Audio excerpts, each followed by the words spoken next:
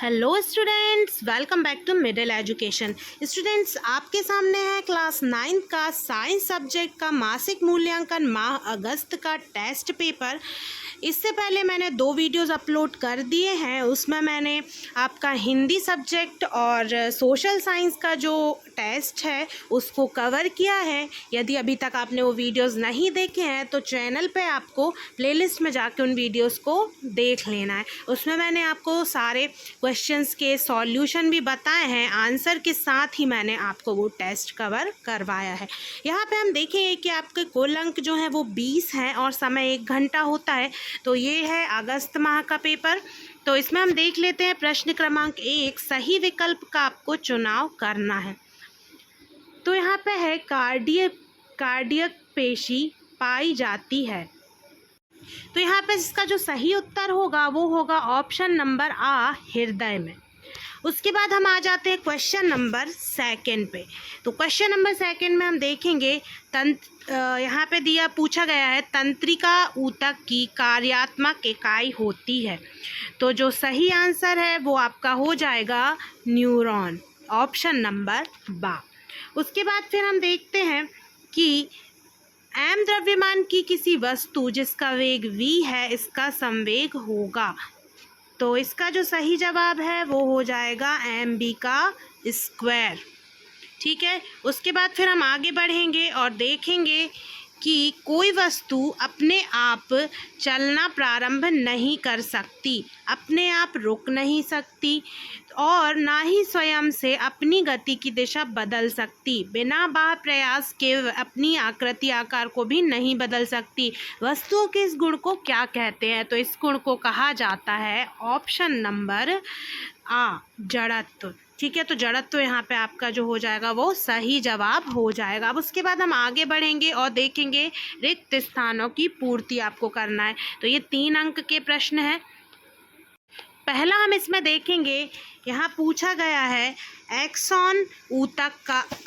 Axon Khalistan ऊतक का भाग होता है। तो इसका सही आंसर है न्यूरॉन। ठीक है। उसके बाद फिर हम आगे बढ़ेंगे, सेकंड है फेफड़ों की श्वसनी में खालिस्तान पेशियां पाई जाती हैं। तो यहाँ पे आंसर देख लीजिए, ये देखिए ये आंसर दिया गया है, मैंने इसलिए दिखा दिया ताकि आप लिखने में गलती ना करें। ट्रेकियलिस पेशियां पाई जाती हैं। उसके बाद फिर हम 3rd नंबर का देखेंगे, क्रिया एवं प्रतिक्रिया बल खालिस्तान दिशा में कार्य करते हैं।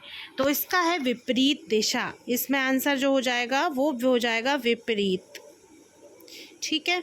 अब उसके बाद फिर हम आगे बढ़ेंगे, देखेंगे एक शब्द या एक वाक्य में यहाँ आपको उत्तर लिखना है। पहला क्या है, ऐसे ऊतक का नाम लिखिए जो लंबी व अनियमित ढंग के कोनों पर मोटी होती है। तो इसका आंसर हो जाएगा स्थूल कोण ऊतक। उसके बाद फिर हम देखेंगे कि सेकंड वाला क्या पूछा है आपसे, गति के द्वितीय नियम का आपको व्यंजक लिखना है। तो इसका जो आंसर है वो ये हो जाएगा, गति के द्वितीय नियम का जो व्यंजक है वो है F बराबर ma। ठीक है। उसके बाद फिर हम आगे बढ़ेंगे और देखेंगे न्यूरॉन का नामांकित चित्र आपको बनाना। ये बहुत ही इम्पॉर्टेंट है, इसकी अच्छे से आप अभी से प्रैक्टिस कर लीजिए, वार्षिक में भी इसके आने की बहुत संभावना होती है। तो ये जो न्यूरॉन का नामांकित चित्र है, यहाँ से आपके प्रश्न उत्तर शुरू हो गए हैं। बाकी ये 2 अंक का एक अकेला प्रश्न है, ऊपर एक शब्द या एक वाक्य में जो उत्तर थे वो भी 2 अंक के थे, जिसमें आपको 2 प्रश्न पूछे गए। अब यहाँ पे हम न्यूरॉन का नामांकित चित्र देख लेते हैं। तो हम देखेंगे कि देखिए न्यूरॉन का जो नामांकित चित्र वो आपको इस तरीके से बनाना है।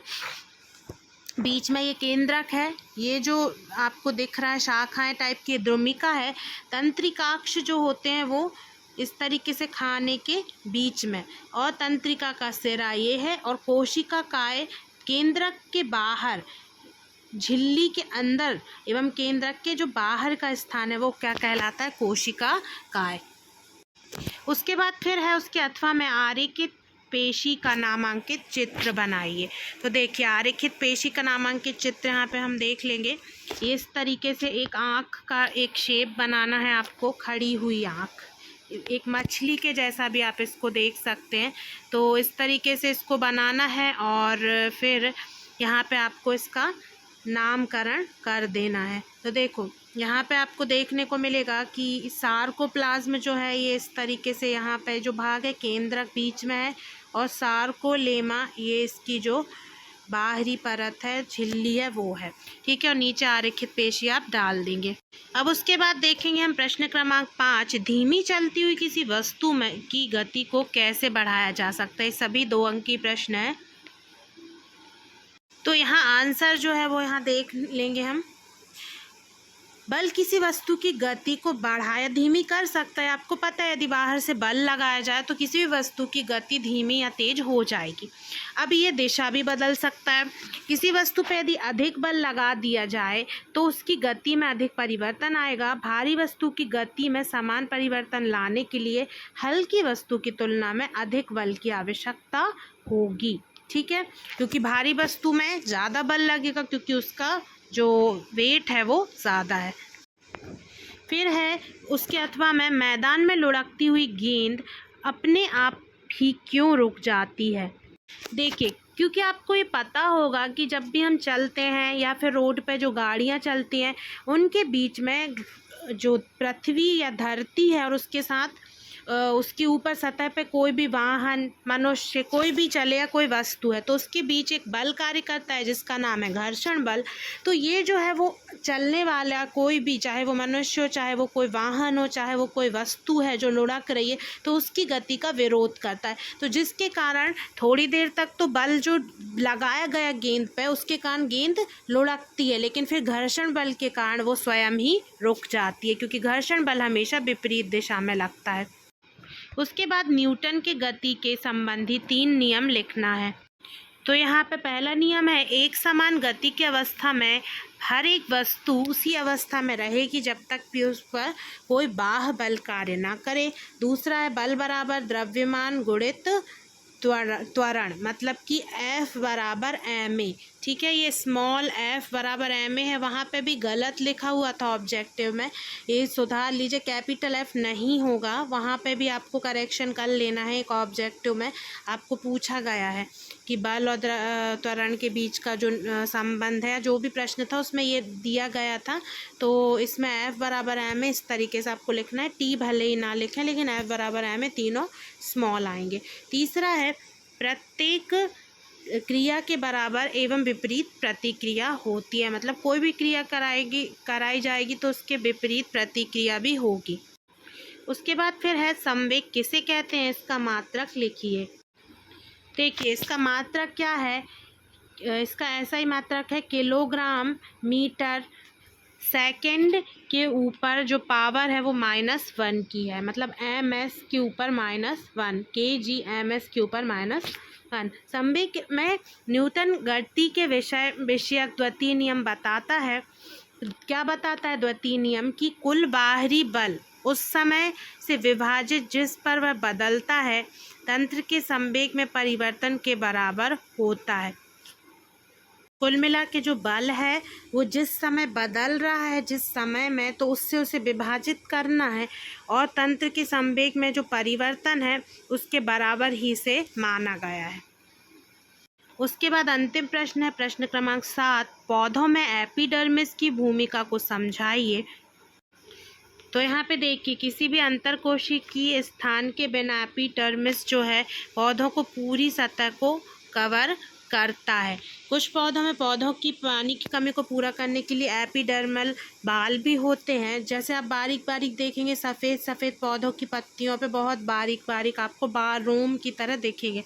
एपिडर्मल कोशिकाएं पानी सहनशील होती हैं और इसलिए पौधों में पानी की कमी को कम करती हैं।